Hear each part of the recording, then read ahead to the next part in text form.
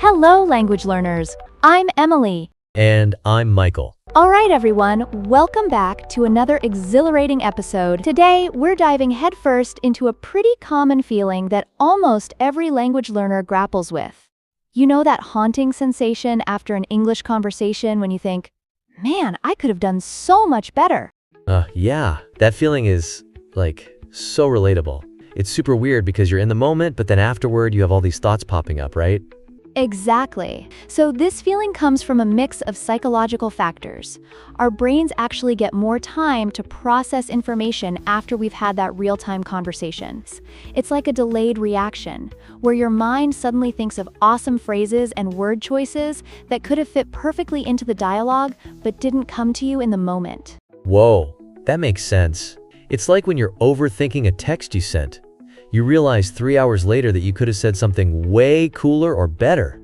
Yes, and that pressure you feel during the conversation, it really hampers our ability to perform at our best. I mean, think of it like trying to race a car but hitting a roadblock every few minutes. You're just not at full speed. Ooh, that's a good analogy. I can visualize that. But is it just about pressure though? I've noticed I sometimes get really anxious speaking English because I'm thinking in my native language. It's such a mess sometimes. Absolutely, that's a big part of it.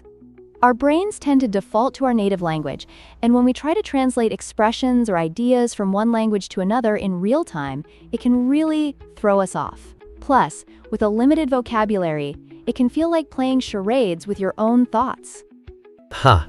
Charades with words is definitely a game I'd lose. But does this mean we're just, destined to struggle if we're not fluent? Not at all.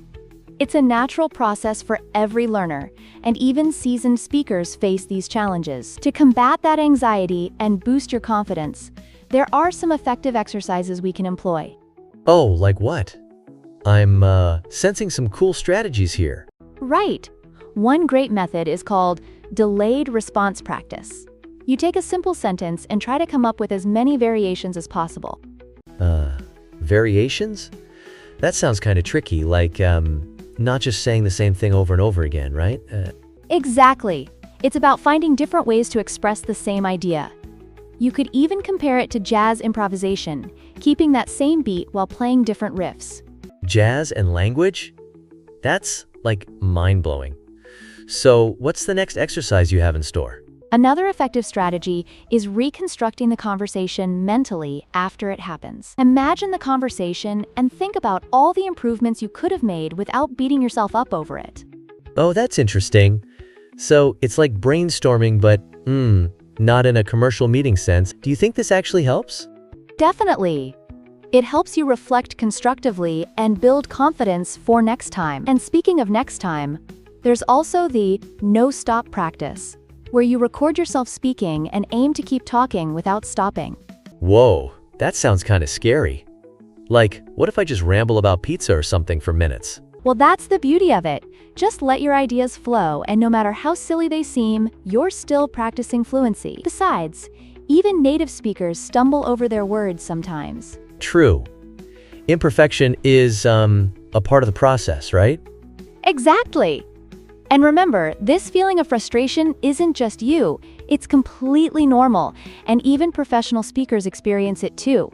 The key takeaway? Instead of beating yourself up after a conversation, use that reflection to propel you forward for the next one. Wow, that's super empowering. I feel like I can conquer the English world now. That's the spirit. Remember, every conversation is a step towards improvement. It's like climbing a mountain, one small step at a time. Until next time, goodbye everyone.